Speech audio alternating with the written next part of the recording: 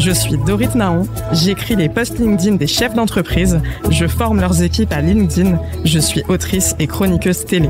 Dans ce podcast pour la rubrique Management de Capital, je vous propose de recevoir chaque semaine des acteurs qui ont su répondre aux nouveaux défis du monde du travail. Remue Manage, le podcast qui secoue le monde du travail. Pour cet épisode spécial, nous allons accueillir 3 invités. L'un est directeur de la communication de la Fondation Le Refuge. Le second est expert diversité inclusion chez Tétu, le média emblématique LGBT+. Et la troisième est la porte-parole de l'association L'Autre Cercle. Bonjour Édouard Jonot-Taylor. Bonjour. Nicolas Pirat-Delbrayel et Catherine Tripon. Bonjour Dorit.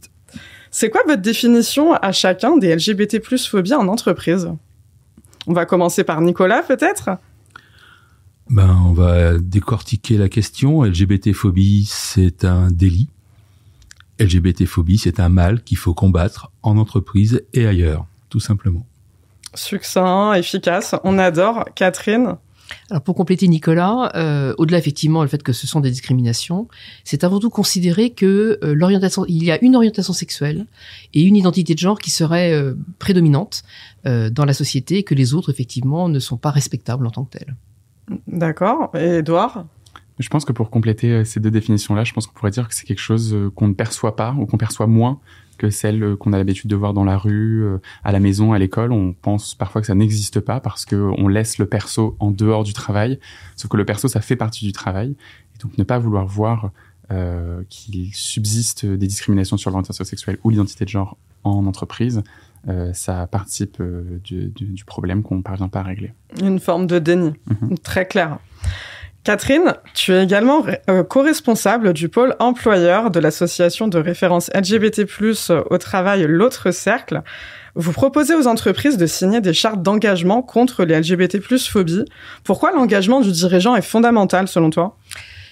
Si les responsables ressources humaines et les managers qui sont pleins de bonne volonté ne sont pas soutenus par une direction, toute initiative ne fonctionnera bien que dans le petit noyau, là où elle travaille, mais ne fonctionnera pas au général. Donc, alors là on parle d'entreprise, mais c'est tout à la tête d'une organisation. S'il n'y a pas d'engagement fort, sur tous les critères, y compris les nôtres, dont on parle aujourd'hui, ça ne tiendra pas dans la durée. Maintenant, ça ne peut tenir aussi que s'il y a un vrai travail de fond au niveau RH. Je crois qu'on aura l'occasion d'en parler après.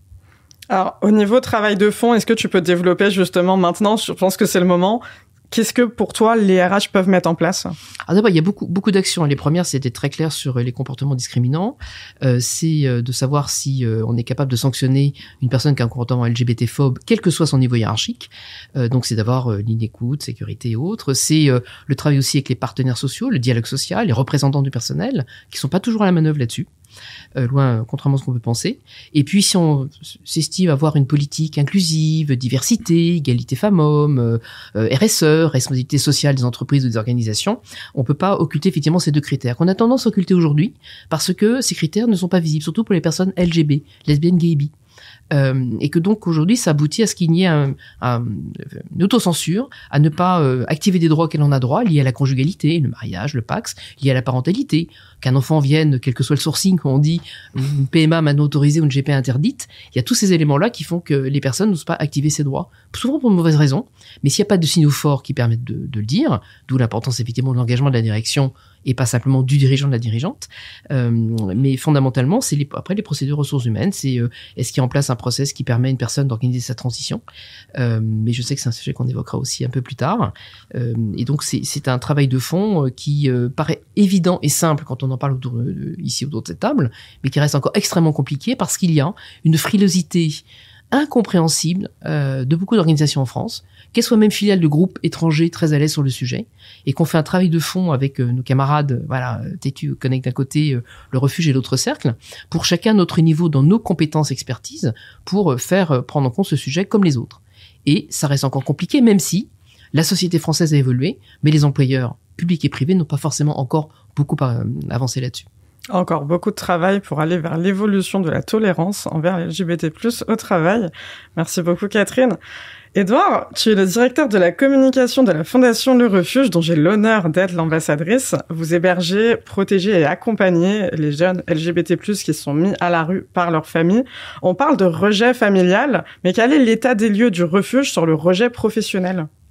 En fait, ce dont on s'est rendu compte à l'usage, c'est que on a passé des années à accompagner les jeunes qui venaient d'être rejetés par leurs parents, qui avaient subi des discriminations au sein de leur famille, à l'école, dans la rue, et qu'en fait, tout le service qu'on pouvait proposer, tout l'accompagnement qu'on pouvait faire, se retrouvait un peu réduit à néant dès lors que les personnes auxquelles on avait permis d'accéder à la confiance en soi, à la reconstruction d'un parcours, se retrouvaient face aux mêmes discriminations qu'elles avaient subies au sein de leur famille dès lors qu'elles arrivaient dans le monde du travail. En fait, il y avait vraiment cette idée que finalement, on arrive sur le marché de l'emploi et on se retrouve face aux mêmes violences symboliques, mais le symbole, c'est extrêmement fort aussi dans le parcours.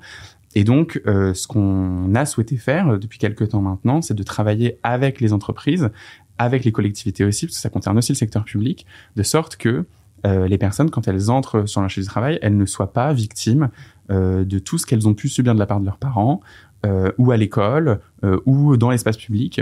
Et donc, c'est vraiment l'idée qu'il y a une cohérence, que le parcours, il est long d'une part, mais il faut aussi travailler sur l'ensemble des étapes de ce parcours-là. C'est pas que trouver qui on est, reprendre confiance en soi. On peut trouver confiance en soi que si on a le moyen de se vivre de façon épanouie au travail, là où on passe une grande partie de notre vie aujourd'hui. Et donc, c'est pour ça qu'on a souhaité travailler sur ces sujets-là avec des partenaires entreprises privées et puis secteur public aussi. Et qu'est-ce que vous mettez en place au refuge justement pour déconstruire cette image, cette situation de violence finalement, de rejet au travail, de rejet dans la vie de tous les jours des jeunes ? En fait, comme d'autres associations, en fait, on essaye de former les entreprises, les travailleurs, travailleuses, salariés, et puis le management aussi, de sorte que on puisse permettre aux personnes de se rendre compte que parmi eux, il y a des personnes LGBT+, qui parfois n'osent pas le dire. Je pense pas que ce soit une obligation de faire ce comité de travail, mais en fait, comme dans chaque autre secteur un peu de la vie, si on a envie d'en parler, il faut qu'on puisse le faire en toute liberté. On prend souvent l'exemple de ces personnes qui, à la machine à café, peuvent librement parler de leurs vacances en famille, avec leurs enfants, etc. Et de l'autocensure que produisent les personnes LGBT+, sur leur propre parcours, parce qu'en fait, elles osent pas en parler, elles ont peur de subir des discriminations. Parfois, c'est fondé, elles en ont subi. Et donc, nous, pour faire ça, on forme, on encourage à s'ouvrir aux autres, on regarde comment est-ce qu'on peut sensibiliser aux différents parcours. Catherine a parlé des parcours de transition, par exemple. Je trouve ça très intéressant de voir que on puisse trouver dans certaines entreprises maintenant des congés spécifiques pour les personnes qui sont en transition. Je pense que c'est très vertueux, en fait, qu'on puisse réfléchir à des dispositifs spécifiques parce que faire société et travailler un collectif, c'est pas mettre un masque aveuglant sur les différences de chacun, c'est au contraire valoriser les singularités pour que tout le monde soit à l'aise dans le collectif. Donc on essaie de prendre notre part à ça à notre échelle. La sensibilisation, la prévention, très important. Et justement, sans transition, Nicolas, tu es expert diversité inclusion pour Tétu, le magazine et média emblématique LGBT+, avec Tétu Connect notamment. Quelles solutions vous proposez aux entreprises pour lutter contre la LGBT+ phobie ? Alors, de façon assez pragmatique, on essaye de les sortir de la LGBT ignorance, tout simplement. C'est déjà un beau challenge. qui est la base de la LGBT phobie, puisque tout ce qui touche à l'univers LGBT est souvent sexualisé, de par le vocabulaire et de par le fantasme collectif. Or, en entreprise, on ne parle pas de sa sexualité, on parle de sa vie privée. Je prends toujours comme exemple, je parle librement de mon mari, je ne parle jamais de nos pratiques sexuelles. Et ce qui me donne droit à des avantages sociaux en entreprise, ce sont des éléments de ma vie privée. Et c'est vrai pour 100% des collaborateurs. Si on ne parle pas de sa vie privée, si on ne parle pas qu'on est une femme enceinte, élément de la vie privée, on n'a pas le droit au congé maternité. Si on ne parle pas qu'on va se marier, on n'a pas le droit au congé pour mariage. Donc 100% des éléments sociaux et avantages sociaux de l'entreprise sont liés à de la vie privée. Et après, on essaye aussi de toucher 100% des collaborateurs et collaboratrices en entreprise. Puisque de tradition, on dit qu'il y a 10% de la population qui est LGBTQI+, 22% dans la Gen Z, ce qui est quand même assez considérable. Ça veut dire que tout le reste n'est pas LGBTQI+, mais tout le reste est frère ou sœur d'eux.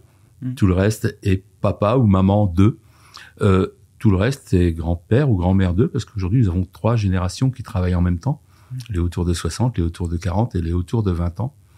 Et que dans ces 3 générations, il y a un regard différent sur les diversités. Et donc, nous, on essaye d'accompagner les entreprises pour mettre en exergue toutes ces différences et de dire, regardez, mis bout à bout, si vous prenez une entreprise de 100 collaborateurs et collaboratrices, vous avez juste 100 différences à additionner et à connaître pour faire collectif et pour faire que l'objectif de l'entreprise soit atteint.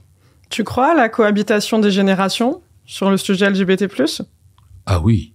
Ah oui, je ne me vois pas vivre qu'avec des personnes âgées. Ça doit être fatigant. Pardon. Mais non, c'est indispensable. C'est indispensable. Et on va le traiter de façon extrêmement légère. Personnellement, j'ai 60 ans bientôt. Donc j'ai eu des rendez-vous parce que je suis tombé amoureux. Et quand je parle avec mes jeunes collègues qui sont nés au 21e siècle, elles ont eu des dettes parce qu'elles ont un crush. Où est la différence? Juste dans le vocabulaire. Sauf que si on n'explique pas à une personne de 60 ans que le vocabulaire a changé, eh ben, elle ne comprend pas. Et si on n'explique pas à une personne de 20 ans que le vocabulaire était différent avant, elles ne se comprennent pas. Et c'est valable aussi pour les diversités LGBTQI+. Elles sont pas plus nombreuses, elles sont pas différentes, elles ont évolué avec leur temps, les vocabulaires ont évolué, les visibilités ont évolué, et c'est ça que l'on doit partager entre toutes les générations. Avec Tétu, concrètement, comment vous accompagnez les entreprises pour les sensibiliser aux LGBT+ phobie et comment vous accompagnez aussi les collaborateurs? Alors, pour les entreprises, on a une offre de service qui est avec un pack privatif, ce sont des dîners-débats qu'on organise tous les 6 à 8 semaines, où se rejoignent nos entreprises partenaires et où on traite d'un sujet sous un angle assez inattendu. Les sujets de 2023, on a fait le coming out vu par ceux qui l'entendent. Puisque quand on parle toujours du coming out des personnes LGBT, on dit c'est faire son coming out et l'entendre si on en parlait. C'est aussi une autre façon de donner le message qu'il faut savoir accepter la différence de l'autre. Après, nous faisons des conférences, des ateliers, des séquences de sensibilisation destinées aux différentes strates de l'entreprise. Donc, évidemment, et Catherine le disait, à l'indispensable direction générale qui, si elle ne s'empare pas de ces sujets, ne doit pas s'étonner qu'ils ne soient pas bien compris dans toute l'entreprise. Aux lignes RH, qui doivent savoir écouter et entendre et savoir répondre aux questions relatives aux diversités LGBTQI+. Elles n'ont pas le droit de les poser, mais elles doivent savoir y répondre. Donc ça, c'est un accompagnement particulier. Et aux lignes managériales, puisque le principe même du management, c'est de faire collaborer des diversités, des différences, vers un objectif commun. Donc un manager se doit d'être inclusif, sinon ce n'est pas un manager. Sauf que aujourd'hui, quand on demande à un manager s'il est inclusif, il répond systématiquement « Oui, j'ai environ la moitié de mon équipe qui est féminine. Bon, pour le handicap, on n'y arrive pas tout à fait. » Mais il n'y a pas que ça comme diversité dans la vie. Il y a parfois des femmes qui sont lesbiennes et des personnes handicapées masculines qui aiment des hommes. Ah oui, la diversité et l'inclusion sous toutes ses formes avec la responsabilité managériale que ça implique. D'ailleurs, en parlant d'inclusion, on a 73% des jeunes LGBT+, qui n'en parlent pas au travail et 14% qui se prétendent hétéros. C'est un sondage IFOP. En cause, la peur d'être placardisé, la peur d'un refus d'évolution de carrière, la peur d'un refus d'augmentation et avant tout ça, la peur d'être refusé en entretien d'embauche. On est en 2024 et les chiffres sur les LGBT+ phobies n'ont jamais été aussi hauts. On parle de plus 28% d'agressions homophobes selon le dernier rapport SOS homophobie, c'est énorme.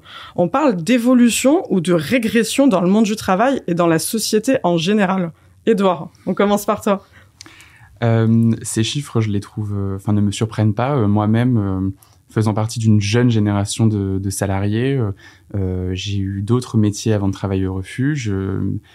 Pour les entretiens, j'ai retiré les piercings que j'avais sur le visage, par exemple. quand bien même on m'a dit que sur ma photo de CV, on voyait que j'avais des boucles d'oreilles et que nous, on était une agence de communication, pas une agence de pub, donc piercing, c'est interdit, etc.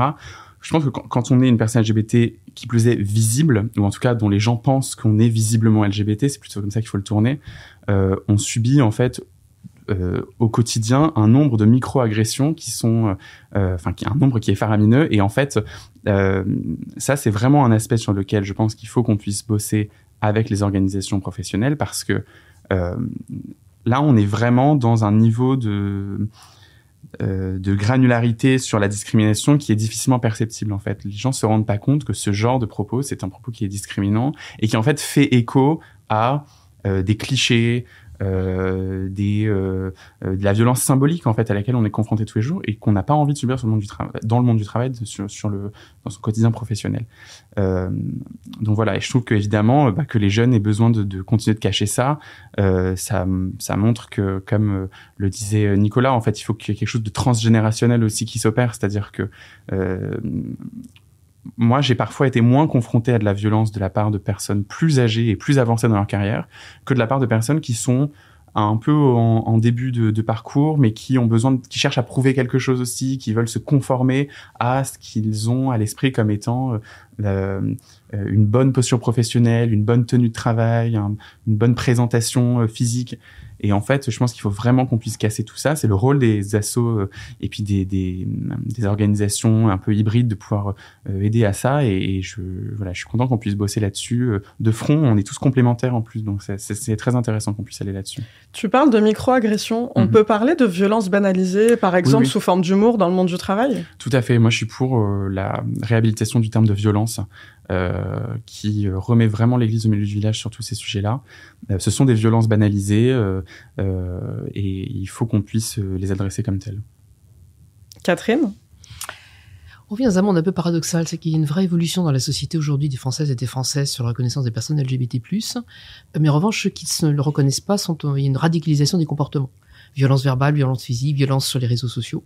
Effectivement, le rapport de homophobie le constate. On a eu déjà dès 2020, avec la campagne présidentielle qui a permis un lâcher de propos de la part de personnalités politiques, fait que les violences se sont davantage développées. On l'a même senti, nous, dans le baromètre IFOP Autre-Ça, qu'on produit tous les 2 ans, à la fois sur le panel de signataires, un panel totalement anonymisé, et puis un panel général de l'IFOP. D'ailleurs, nous présenterons les résultats de la 4e édition le 25 avril. Donc à la fois la société qui a une meilleure perception et la meilleure reconnaissance d'ailleurs, y compris dans les médias, les événements et autres. Et en même temps, toujours cette petite LGBT-phobie que tu évoquais, Edouard, qui est toujours présente, qui est pénible. Et ces agressions, effectivement, il y a une espèce de permis de parler maintenant, de dire des choses.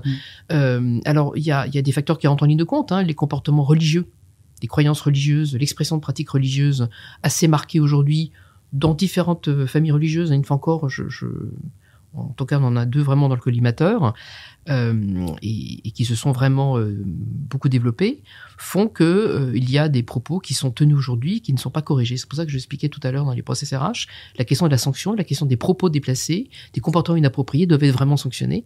Et c'est là effectivement, le zéro tolérance de la part du direction générale est extrêmement importante. Mais moi, je vois bien une évolution. Enfin, je sais pas, Nicolas confirmera effectivement avec toutes les organisations entreprises qui sont autour de Tétu Connect, mais on a beaucoup d'organisations qui, quand elles ont une vraie démarche inclusive pour toutes les diversités qui veulent progresser, même si c'est pas parfait chez elles, parce qu'une fois encore, c'est pas parce qu'on signe une charte et qu'on fait une opération un instant T que ça va régler la question. Une fois encore, je le dis souvent, si la loi empêchait le délit, ça se saurait.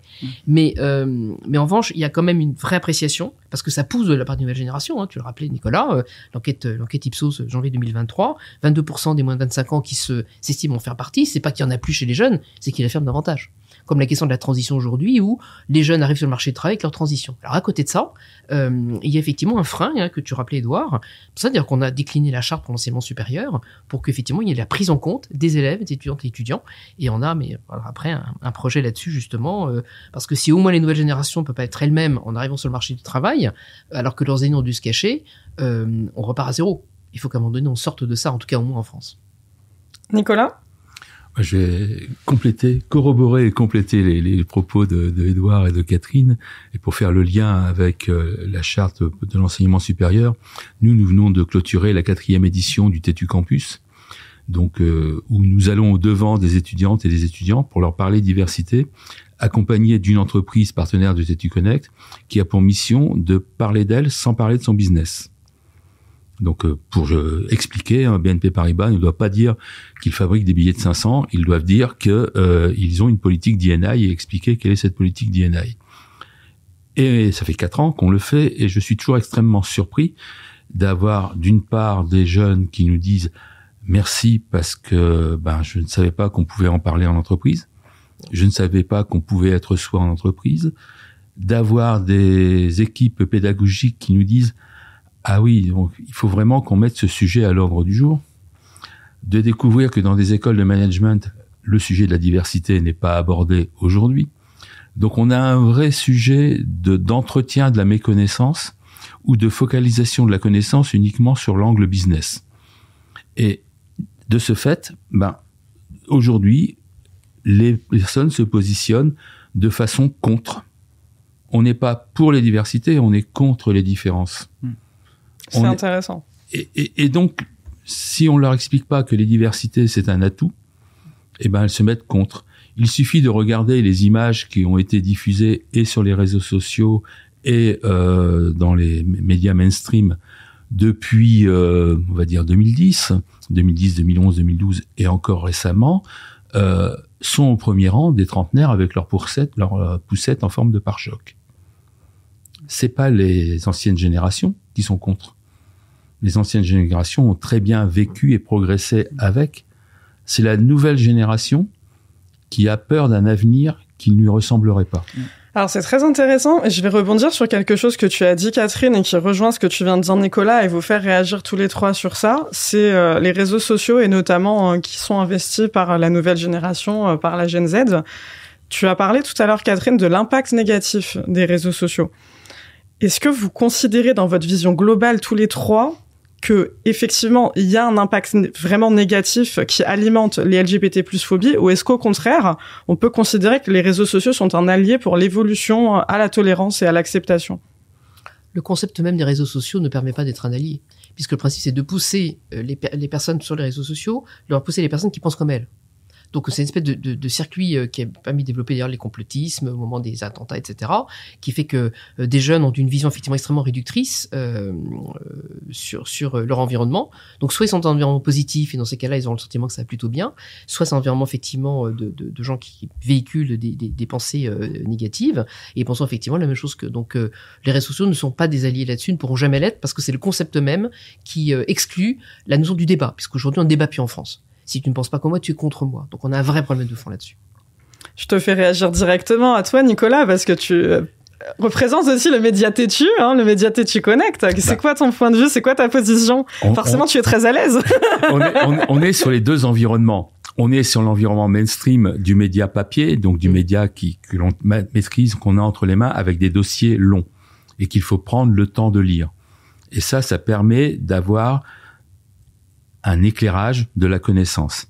Et après, on est aussi sur les réseaux sociaux. Et les réseaux sociaux, c'est de l'instantané, c'est de l'immédiat, c'est du non digéré, du non mâché, ou du pré-mâché et du pré-digéré. Ça veut dire que les personnes qui aujourd'hui ne consomment l'information que par les réseaux sociaux n'ont que la vision du titre qui apparaît sur l'écran de leur smartphone, avec l'image qui l'illustre en dessous. Et ils n'ont pas d'éléments de contexte. Ils n'ont pas d'éléments d'histoire. Il faut creuser. Il faut avoir envie d'apprendre. Est-ce qu'on parlerait pas de libre arbitre? De curiosité? De ne pas prendre une information de premier niveau comme argent comptant? Les réseaux sociaux encouragent à ne pas aller chercher l'information. C'est cruel à dire. Je consomme des réseaux sociaux comme tout le monde parce que je suis de mon temps, mais je vais chercher de l'information après. Les réseaux sociaux, pour moi, c'est un produit d'appel. C'est pas un point final à l'information. Édouard, vous êtes très présent avec le refuge sur les réseaux sociaux. Vous vous en servez pour sensibiliser, pour aussi faire des appels de fonds. C'est quoi ton point de vue justement sur les réseaux vis-à-vis des LGBT+ phobies, alliés, ennemis? Je suis assez d'accord avec ce qui a été dit précédemment. En fait, la nuance que moi j'aimerais apporter, c'est que il y a aussi un sujet de représentation pour des personnes qui se sentent isolées soit en fonction de leur lieu d'habitation, mais en fait même quand on est dans la grande ville entre guillemets, on peut se sentir seul quand on est une personne LGBT+, qu'on n'a pas de représentation. Et nous, on essaye de jouer avec le refuge un rôle de visibilisation des sujets qui touchent les jeunes LGBT+, en ligne, parce que on estime qu'on peut, à notre échelle, être une sorte de petit havre de libération. On donne de l'information sur les dispositifs qui existent. On propose des événements qui ont lieu en physique, pour le coup en présentiel, donc pour que les personnes LGBT+, qui ont envie d'avoir une sociabilisation aussi, puissent venir y participer à nos côtés. En fait, on essaie d'utiliser les médias sociaux comme étant un moyen de se libérer aussi de certaines discriminations, d'un sentiment de solitude, d'une mise au banc de la société. Après, c'est vrai que nous, on remarque qu'on est, en tant qu'organisation, donc visiblement LGBT+, soumis à plein de commentaires haineux, commentaires négatifs, ce qui nous conduit d'ailleurs à désactiver les commentaires sur pas mal de... Comme quoi? Tu peux nous en citer quelques-uns? En fait, là, par exemple, juste avant Noël 2023, on a mené une campagne sur TikTok avec des micro-trottoirs, en fait, qu'on a tourné dans Paris. Et en fait, on a fait du contenu payant pour ça, de la publicité, du sponsoring pour ça, pour que ça touche en fait un maximum de monde et que les gens puissent être sensibilisés au sujet qu'on était en train de porter. Et en fait, c'est tombé nécessairement dans des sphères qui sont complètement adverses. Et en fait, on a eu des centaines et des centaines de commentaires haineux. C'est dégueulasse, vous devriez pas exister, dégagez, que des trucs. T'arrives à identifier l'âge des personnes? Sur TikTok, ce sont des personnes très jeunes. C'est assez effrayant. Et ça complète tout à fait ce que Nicolas disait. En fait, effectivement, on est. En tout cas, les violences qui sont exprimées par les générations plus anciennes sont différentes de celles qui sont exprimées par des générations plus récentes. Donc nous, on essaie de jouer avec cette dichotomie qui est que les réseaux sociaux sont un moyen, quand on se sent seul, pour voir des représentations qui sont positives et qui permettent peut-être de s'émanciper, de continuer de s'autodéterminer, etc. Et puis en même temps, c'est un lieu de grande violence et il faut qu'on puisse naviguer à travers ça, quoi. Et on rappelle que les réseaux sociaux, c'est comme tout dans la vie, c'est une question d'équilibre. Tout n'est pas binaire. Alors, on va revenir du côté entreprise avec deux postures différentes. La posture du manager, la posture du salarié. Et je vais vous demander à tous les trois, qu'est-ce que vous conseilleriez à un salarié victime de LGBT+ phobie, mais aussi, qu'est-ce que vous conseilleriez à un manager qui voudrait prémunir son entreprise contre les LGBT+ phobie? Parce que c'est pas du tout le même spectre, le même positionnement. Nicolas. Merci pour la question, Doris. Je te tends le bâton.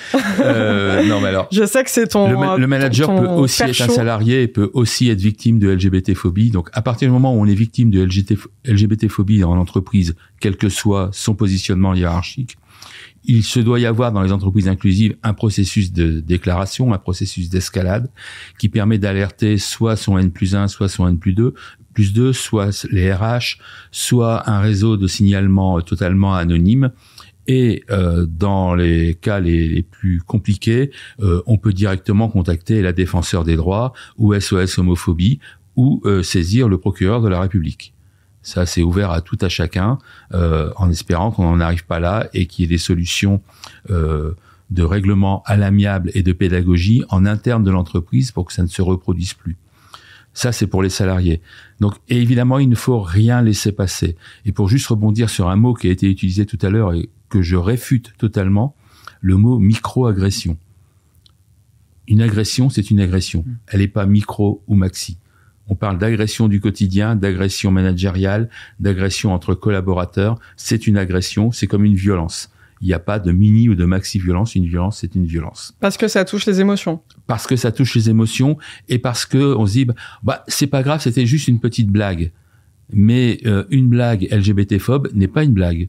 C'est une injure ou une insulte. Et c'est une agression dans tous les cas. Et on ne peut pas minimiser. Et on ne peut pas le minimiser. Il faut jamais minimiser. Il faut jamais ajouter un préfixe diminutif sur quelque chose qui peut avoir un impact majeur dans la vie de la personne. Ensuite, pour ce qui est des managers, s'ils veulent être inclusifs, ils doivent simplement écouter les différences, observer les différences, accepter les différences et construire avec les différences. C'est le principe même d'un manager. Si un manager veut une équipe de clones, il peut avoir une équipe de clones. Et je vais reprendre une phrase que j'ai souvent répété, un clone plus un clone égale un clone, une différence plus une différence égale une troisième idée. Donc si un manager veut être inclusif, il faut qu'il accepte toutes les différences et qu'il construise avec les différences. Évidemment, pour ça, il faut l'éduquer, il faut l'informer sur quelles sont ces différences, qu'une différence, c'est pas forcément quelque chose que l'on voit, que c'est pas forcément quelque chose que la personne qui est porteuse de cette différence souhaite exprimer, mais c'est quelque chose qui doit être libre d'expression si la personne le souhaite, tout simplement. Et on rappelle, pour reprendre ton idée, que ça n'a vraiment aucun sens d'avoir des candidats, des employés qui sont issus des 5 mêmes écoles de commerce, qui vont avoir des pensées unilatérales. Il n'y aura pas d'innovation, il n'y aura pas de créativité. Donc effectivement, ça rejoint ton idée. Et tant qu'on le répétera, ça veut dire qu'aujourd'hui, malheureusement, les processus de recrutement passent par quel diplôme as-tu, de quelle école viens-tu, et quel est ta CSP.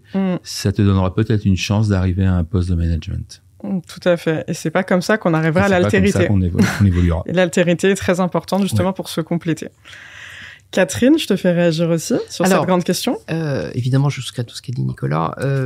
Avant toute chose, c'est que si on a le sentiment qu'on est victime de LGBT-phobie, c'est déjà collecter les données, toutes les traces possibles. Des écrits, des mails, des postures, les dates. Voilà, tel jour, machin m'a dit ça, tel jour il m'a redit ça, une troisième fois, il y a peut-être eu des témoins, etc. Avoir le maximum d'éléments.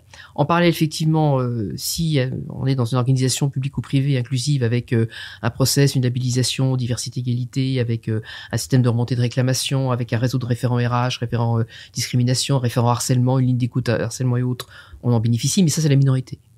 On a 3 400 000 entreprises en France. On a 20% de la population qui travaille dans la fonction publique, enfin dans les fonctions publiques. Ça veut dire qu'on a potentiellement des milliers de boîtes où il n'y a pas tout ça. Il n'y a pas toutes ces structures, il n'y a pas tous ces environnements. Donc c'est est-ce que j'ai un représentant du personnel pour les boîtes de plus de 50 salariés avec qui je peux prendre attache et en tout cas me faire conseiller. Si j'ai pas aussi, je sens qu'ils sont un peu bourrins sur le sujet, et quand je dis bourrin, je le dis gentiment, mais parfois il y a une vraie opposition, ils sont pas toujours à la manœuvre, c'est évidemment les associations qui peuvent conseiller avant même d'aller frapper à la porte, parce que défenseurs des droits c'est bien, plein de procureurs de la République, mais c'est des trucs énormes, et les personnes ne sont pas forcément capacitées, ne seront pas ou n'auront pas la méthode. Donc c'est déjà je note tout de suite tout ce qui me semble être les faisceaux de présomption qui servent souvent dans une procédure à reconnaître qu'il y a un comportement discriminant, qu'il y a une politique de harcèlement, et puis d'aller voir les associations. Alors ça peut être la ligne d'écoute fait monter SOS homophobie, ça peut être le RAVAD, le réseau d'assistance aux victimes d'agression et de discrimination, RAVAD, composé effectivement d'un collectif d'avocats et de médecins. Éventuellement effectivement, s'il y a un certain nombre de faisceaux de présomption d'éléments, de faire une saisine qui est gratuite évidemment auprès du défenseur des droits. Mais c'est déjà prendre conscience que l'on a et vraiment de tout noter au maximum. Après, le parallèle de ça, pour être un manager un peu inclusif sur le sujet, le meilleur manager de la Terre, s'il n'y a pas des programmes de formation, de sensibilisation qui sont faits, s'il n'y a pas une direction qui est très claire sur les politiques, si on n'a pas rendu obligatoire certaines formations et non pas facultatives, et ça va aussi chez les syndicats, hein. C'est sûr que j'ai intervenu il n'y a pas longtemps dans un syndicat, je les pratique depuis 2002. Sur les confédérations, il n'y a pas d'ambiguïté. Maintenant, sur le terrain, c'est la géométrie très, très, très, très variable. Et donc, il y a des formations qui existent, hein, mais ces modules-là sont optionnels. Et pareil dans la fonction publique, où parfois c'est optionnel. Si on met optionnel les questions de prévention et de compréhension de comportements discriminants sur tous les critères, y compris les deux dont on parle aujourd'hui, eh bien, on n'avancera pas, parce qu'on a toujours des gens très motivés qui, évidemment, vont être les plus vertueux possibles. Et ce ne sera pas la majorité. Donc, qu'est-ce qu'on fait aujourd'hui pour que la majorité prenne conscience? Évidemment, ce travail, alors il y a les obligations, hein, les lois effectivement qui imposent d'avoir une formation pour toutes les personnes qui sont en situation de recruter sans discriminer, les biais inconscients qui fait qu'on va refuser telle ou telle personne. Souvent, discrimination, elle est parfois un peu involontaire sur ce qu'évoquait tout à l'heure Edouard aussi, hein, on projette des compétences, des attitudes, des choses sur telle et telle catégorie de population qui évidemment sont péjoratives, mais ça vaut aussi pour des personnes en situation de handicap. Pourquoi 80% d'entre elles ne disent rien sur le lieu de travail, alors qu'elles auraient tout intérêt pour faciliter leur quotidien? C'est qu'elles ont peur effectivement qu'on reporte sur elles l'incapacité de prendre tel ou tel job, comme on va penser effectivement qu'une personne gay, lesbienne ou qui fait sa transition ne sera pas assez costaud pour pouvoir prendre le job dans le cadre d'une promotion, d'une évolution de carrière. Donc il y a tous ces préjugés-là qu'il faut lever. Donc en fait c'est un global. On peut pas demander à un individu d'être volontariste et qui pourrait très bien dans le service qu'il ou elle dirige, mais si en même temps, effectivement, on est dans un environnement où le sujet n'est pas du tout porté. Et quand on parle effectivement de ces petites LGBT-phobies ordinaires, qui, comme tu le rappelais, Nicolas, la petite blague, traiter quelqu'un de taper de PD, c'est pas, excusez-moi, c'est rarement un compliment. Hein. Ouais. Donc ça commence déjà par ça. Donc s'il n'y a pas le respect de la personne, donc avant tout du respect, et c'est comme ça qu'on pourra créer ce climat de bienveillance de la part effectivement de 10% de la population qu'on considère aujourd'hui non LGBT, c'est-à-dire a priori hétéro, donc alliés. Et c'est sur les alliés qu'il va falloir aussi travailler. Avant de passer à Édouard, j'aimerais parler de votre charte, qui est quand même une vraie solution au service des managers, des dirigeants pour marquer, ancrer leur engagement contre les LGBT+ phobie. Alors la plupart du temps, c'est quoi les motivations des dirigeants qui viennent vous voir pour souscrire à votre charte? C'est quoi l'impact après signature et est-ce que pour toi c'est suffisant? Alors, de toute façon, je suis jamais suffisant. Une fois encore, hein, c'est pas parce qu'on signe une charte que ça empêchera le délit. La seule chose, c'est que quand on s'engage à plus haut niveau à signer cette charte et qu'il y a une communication qui est faite autour, quand il y a un comportement discriminant, la personne peut se dire c'est pas normal, d'autant moins normal que officiellement ma boîte s'est engagée ou mon administration s'est engagée. La charte, d'abord, c'est pas les dirigeants qui viennent, sauf des patrons, des patronnes de petites unités qui ont envie d'être vertueuses, parce que parfois eux-mêmes concernés, parce qu'ils ont une situation qu'ils ont traitée, mais pas forcément très bien, ils savent pas trop comment faire, etc. En général, c'est plutôt des responsables ressources humaines, diversité, égalité, inclusion et autres. Donc ils viennent pour des tas de raisons. Un, parce que il faut mettre le sujet sur la table. Hein, on a traité d'autres thématiques, mais il faut prendre celle-ci.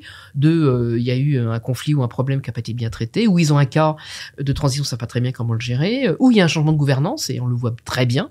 Un changement de gouvernance ou un changement de direction ressources humaines fait à un moment donné que le sujet est mis sur la table parce qu'évidemment il doit l'être. Hein, on a aussi une question générationnelle sur ces directions.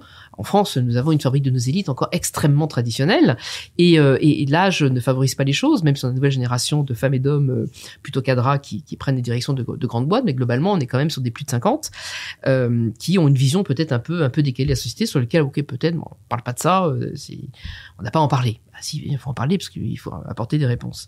Donc changement de gouvernance, politique diversité égalité, donc D&I qui se veut effectivement inclusive y compris sur ces critères, des problèmes effectivement de gestion des talents, hein, de l'attractivité effectivement de la marque employeur, hein, on l'évoquait un peu en off tout à l'heure, voilà, la rétention des talents. Les jeunes viendront aujourd'hui dans des boîtes qui seront effectivement inclusives. D'abord les jeunes LGBT+ concernés, mais leurs potes aussi, leurs camarades hétéros, leurs amis qui le sont, et pour eux c'est un tout.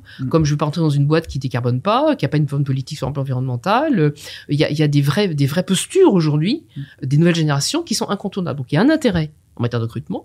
Il y a un intérêt aussi de rétention des talents, c'est-à-dire que les jeunes peuvent venir, je rentre dans la boîte parce que c'est bien sur mon CV, je me casse au bout de 2 ans parce que c'est insupportable. On l'a bien connu. Ça vaut aussi pour les générations au-dessus, qui au bout de 10 ans, de 12 ans de propos déplacés, ras-le-bol et partent, et changent effectivement de boîte. Donc la visibilité est importante. C'est pour ça qu'on est extrêmement sensible. On a peu de signataires de la charte. Il y a un boulot qui est fait à côté. Parce qu'on sait très bien que ça pourrait être un argument, effectivement. Alors on n'est pas à l'abri d'eux. Hein. Nous avons quelques signataires un peu plus anciens qui vont déréférencer au mois d'avril, parce que pas d'interaction avec l'autre cercle, pas de preuve de rien. Et donc voilà, on se quitte bons amis, on va quand même le communiquer dessus, mais voilà, nous on veut avoir que des employeurs publics et privés. Hein. La ministre Travail, Solidarité, Santé a re-signé la charte, mais parce qu'il y a un gros boulot qui a été fait avec toutes les instances de toutes les administrations. C'est pas juste une signature symbolique. Et une fois encore, c'est pas parce qu'on signe que ça va faciliter les choses, mais au moins ça assoit une vraie politique volontariste de la part des responsables de ressources humaines. Donc voilà, on voit bien qu'il y a plusieurs facteurs qui rentrent en ligne de compte. La position à l'extérieur, la marque employeur, un dérapage à un moment donné qui se produit dans un magasin et du coup ça rejaillit finalement sur l'ensemble du groupe. Souvenez-vous ce qui est passé avec Starbucks aux États-Unis et sur les comportements de responsables d'un magasin vis-à-vis effectivement d'un jeune noir qui attendait dans le magasin, ce qui a provoqué tous les Starbucks ont dû fermer vendredi après-midi, et quand même, on imagine bien aux États-Unis le coût en matière de chiffre d'affaires pour remettre sur la table et qu'ils ont effectivement discrimination raciale. Donc, il y a tous ces facteurs qui rentrent en ligne de compte. Et puis après, bien sûr, parce qu'on est des gens optimistes, il y a des gens qui sont convaincus. Que ce sujet, il faut le mettre sur la table pour des tas de raisons. Et que donc, voilà, c'est plus que dans l'air du temps, c'est pas une question de politique de mode, c'est que la société pousse à ça, les nouvelles générations poussent à ça, la question de qualité de vie, bien-être au travail, ça passe aussi par la reconnaissance et le respect des personnes, et que quand on a un dysfonctionnement quelque part, qui évidemment se produira, y compris chez les signataires, c'est que la personne se dise, je vais pas faire mon autocensure, je vais rien dire, je vais supporter ou je vais partir, je vais aller activer les bons médias dont j'ai besoin effectivement en interne. Alors, voilà, maintenant, tout ça reste encore petit, hein, le boulot que nous faisons dans nos 3 grandes organisations de référence nationale est un travail qui en fait doit insuffler pour que l'ensemble, et en tout cas c'est ce qu'on dit, c'est le point 4 de la signature de la charte, nos signataires sont aussi nos ambassadeurs. et que auprès de leurs parties prenantes, de leur écosystème, c'est à eux de dire pourquoi ils ont signé la charte. Et d'ailleurs, on voit bien effectivement qu'ils ont des initiatives dans leur domaine, leur fédération, leur environnement professionnel pour au moins que le sujet soit sur la table. Tout le monde signera pas la charte d'engagement LGBT+ de l'autre cercle. C'est pas, on aurait du mal à tenir avec l'ensemble de nos bénévoles, mais au moins c'est que tout le monde mette le sujet sur la table et soit capable, en fonction de sa maturité, de pouvoir effectivement le traiter au moins à minima, à défaut d'effectivement davantage volontariste, et d'aller plus loin, comme beaucoup d'organisations le font, en soutenant T'es tu connectes, ou en soutenant le refuge, ou en étant effectivement à l'autre cercle. Et très très important de rappeler que la lutte contre l'LGBT+ phobie, l'engagement diversité et inclusion d'un dirigeant, c'est de la marque employeur pour effectivement attirer les talents et fidéliser les employés déjà présents, donc le sentiment de fierté. Merci beaucoup Catherine. Edouard, je te laisse répondre aux deux grandes questions. Pour toi, quelle solution on peut proposer pour des salariés qui seraient victimes de LGBT+ phobie et pour les managers qui voudraient mieux faire sur le sujet? Alors, sur la première question, j'ai pas grand-chose à ajouter à ce qui a été dit. Je pense qu'en plus, ils connaissent bien mieux les dispositifs que moi. Mais effectivement, je pense que le rôle qui peut être celui aussi des représentants du personnel des syndicats est très important pour le coup, parce qu'il y a en tout cas des grands engagements qui sont pris à l'échelle nationale, comme tu le disais, Catherine, en la matière. Et je pense que c'est très important de pouvoir être épaulé aussi. On peut avoir tendance à se sentir seul dans une culture d'entreprise qui nous paraît adverse. Et en fait, on peut regarder au-delà des frontières de l'entreprise pour voir que il existe des dispositifs de soutien et les syndicats peuvent jouer ce rôle-là. Et puis, sur la question suivante, en fait, de la même manière, je pense que l'enjeu, c'est vraiment de pouvoir faire en sorte que l'engagement soit marqué par des réalités sur le terrain. En fait, c'est pas seulement quelque chose qui est instantané et puis qu'on va recélébrer chaque année au moment du mois des fiertés, par exemple, pour dire qu'on est ravi d'être une entreprise inclusive. En fait, au contraire, il faut qu'on puisse voir tout au long de l'année les marqueurs d'une sincérité dans l'engagement qui est celui de l'organisation. Et donc ça passe non seulement par des choses qui sont visibles, peut-être un événementiel aussi particulier. Enfin, ça peut être très intéressant de produire au sein de la boîte, qui est une mini-société après tout, hein, donc des conférences, d'une ouverture de champs sur tous ces sujets-là. Mais à côté de ça, je pense que ce qui est important aussi, c'est de pouvoir en matière de communication auprès des salariés, auprès des travailleurs, de rendre tangibles en fait les engagements en rappelant qu'il existe des procédures de signalement, qu'il existe peut-être des référents qu'on peut saisir. Enfin, en fait, il faut aller au-delà d'un engagement qui est verbal et qui est symbolique et qui est important, mais il faut pouvoir le marquer très concrètement dans les actions du quotidien, quoi. Des engagements sur la durée. Et justement, tu Exactement. parlais de mois des fiertés. Donc, sans transition, on est en plein dans l'actualité. La période des Prides arrive avec un phénomène qu'on connaît bien, le pinkwashing.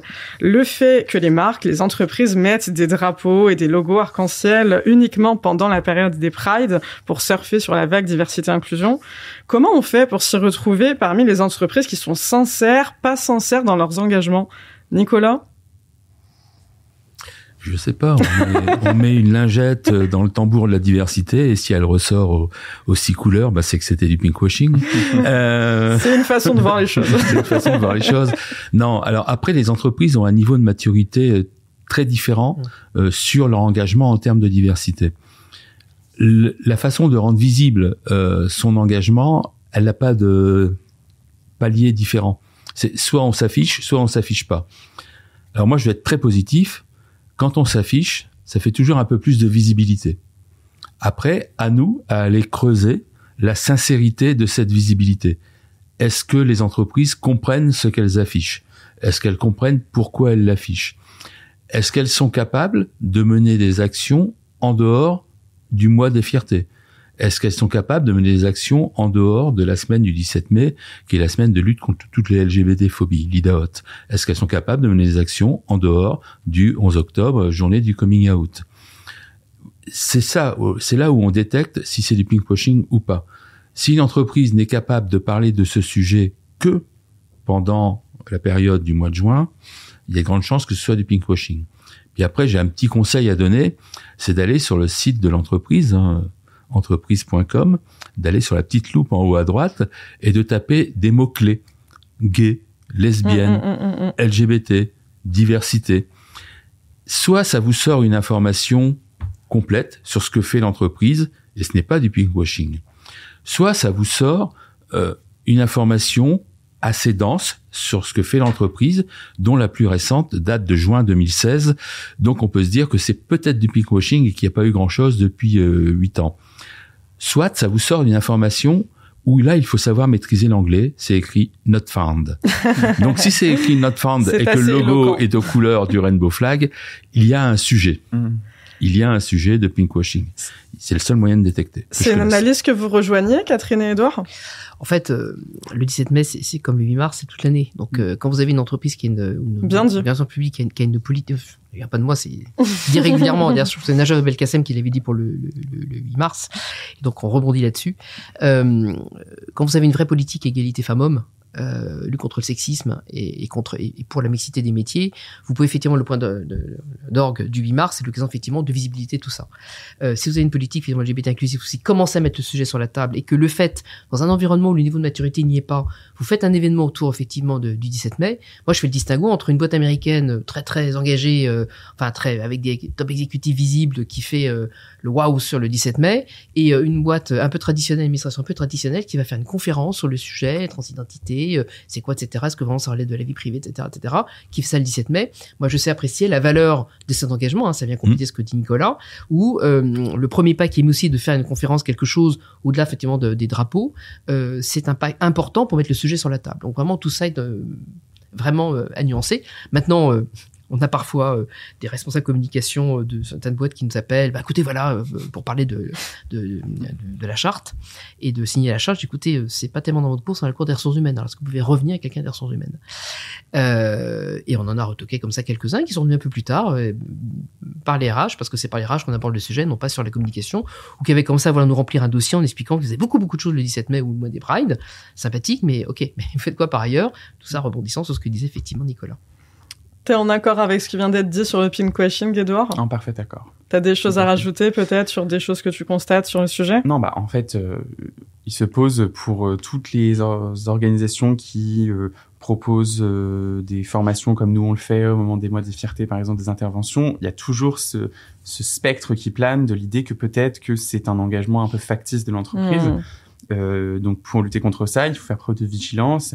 Nous, ce qu'on fait avec les entreprises qui sont mécènes du refuge, c'est-à-dire des entreprises qui s'engagent financièrement aussi auprès de nous pendant toute l'année pour financer nos actions, c'est que du coup, on perçoit que ça donne une vraie résonance à un engagement même qui peut avoir été impulsé au moment du mois des fiertés. On a beaucoup d'entreprises qui nous contactent en mai, juin, juillet, pendant les fiertés, pour nous dire qu'elles ont envie de nous soutenir, et un certain nombre d'entre elles traduisent cette prise de contact par un engagement financier pendant toute l'année où elles sponsorisent nos actions et nous permettent de développer des places d'hébergement, développer des actions sur le terrain. Donc là, on perçoit que c'est quelque chose de vrai. Mais j'ajoute juste que pour nuancer quand même ce que je viens de dire,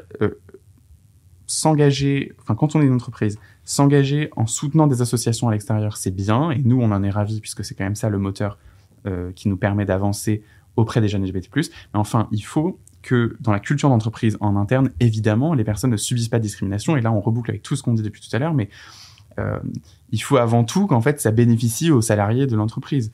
Il faut que eux puissent avoir une culture d'entreprise qui est valorisante pour leurs différences, qui n'est pas discriminante, évidemment, dans laquelle il n'y a pas de violence du quotidien.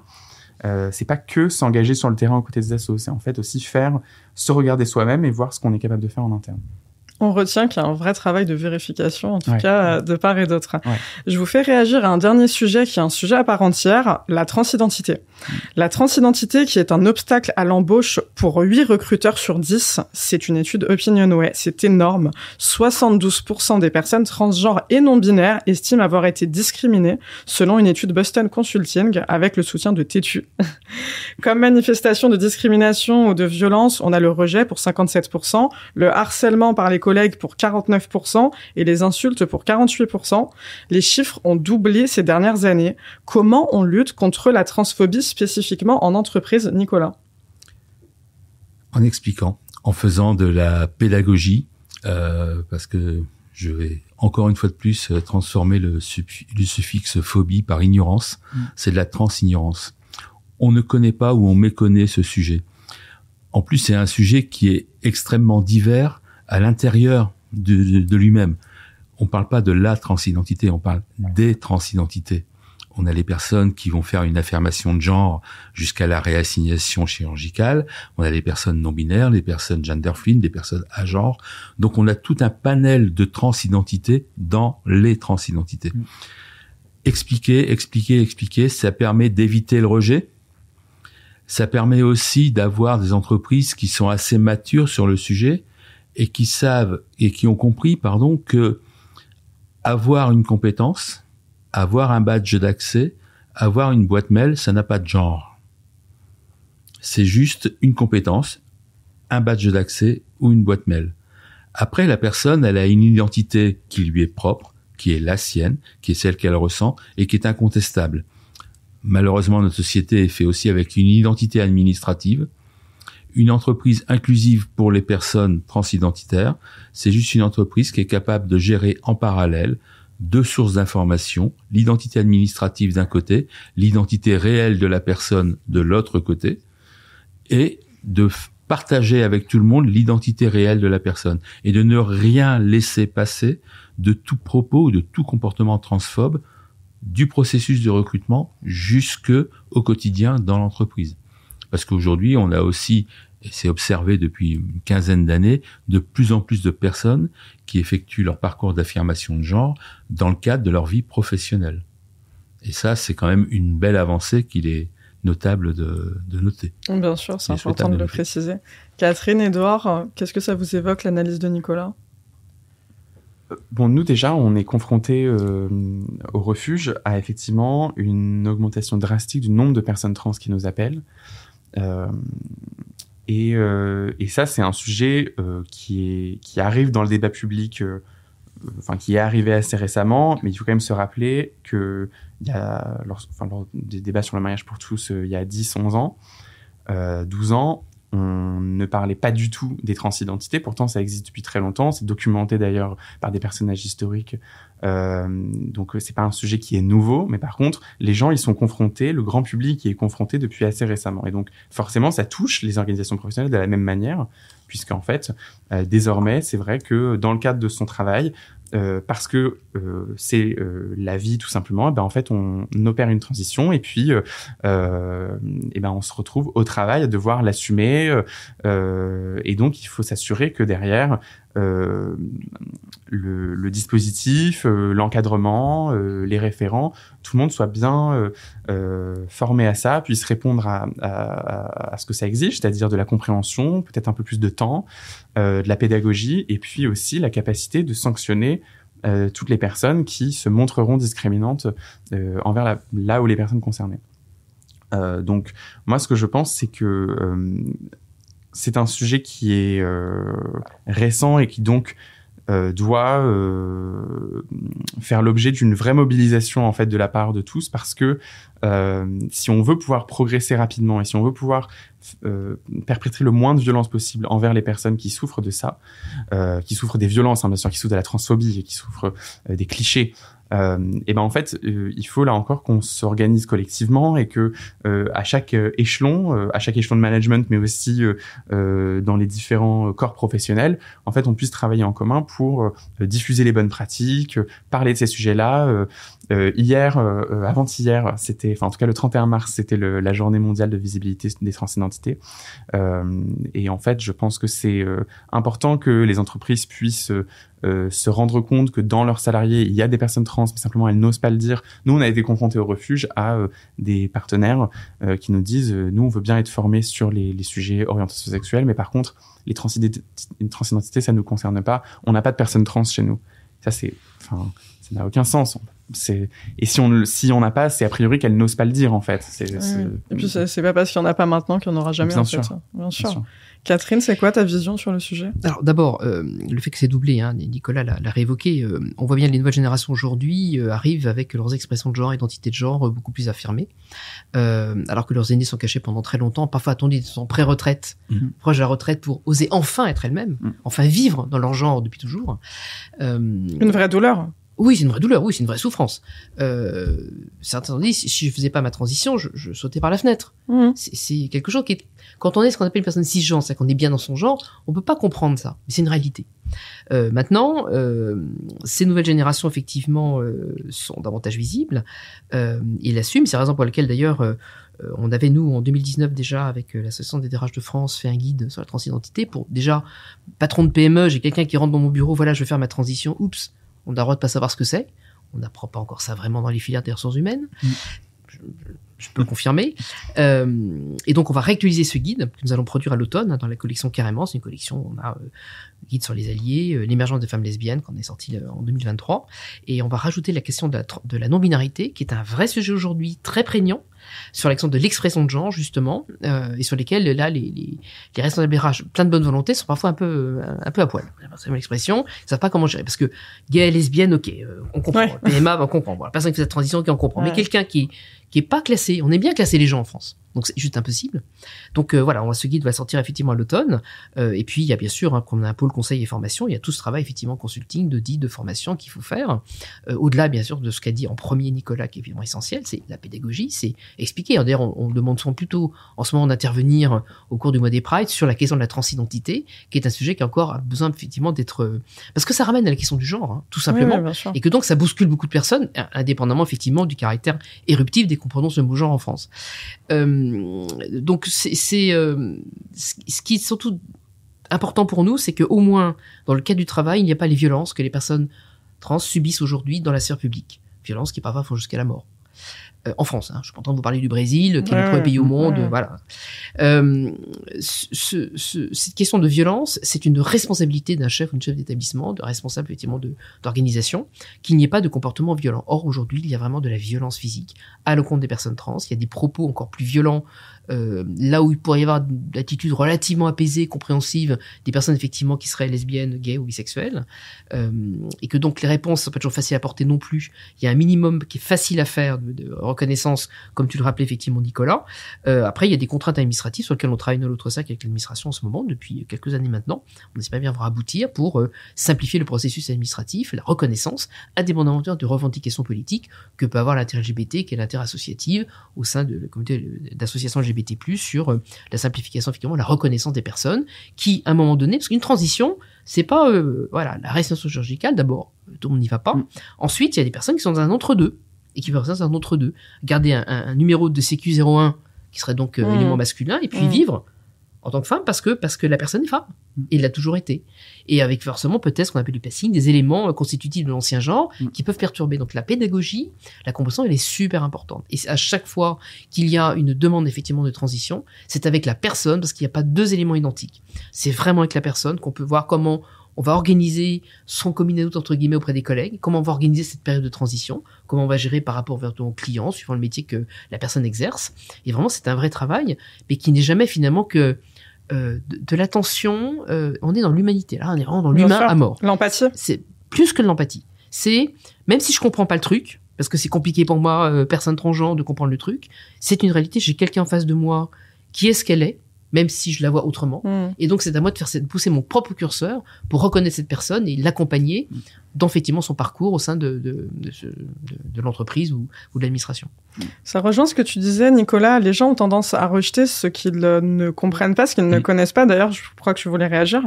Oui, moi, je voulais revenir sur des sujets qu'on a déjà abordés, le sujet des générations. 22% de la Gen Z se définit comme LGBTQI+.